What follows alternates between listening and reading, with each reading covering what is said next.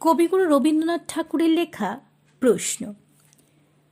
মাগো, আমায় ছুটি দিতে বল, সকাল থেকে পড়েছি যে মেলা।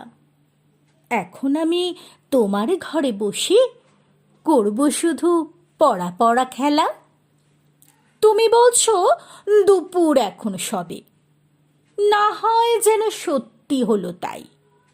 একদিনও কি দুপুর বেলা হলে বিকেল হলো বলে মনে করতে নাই?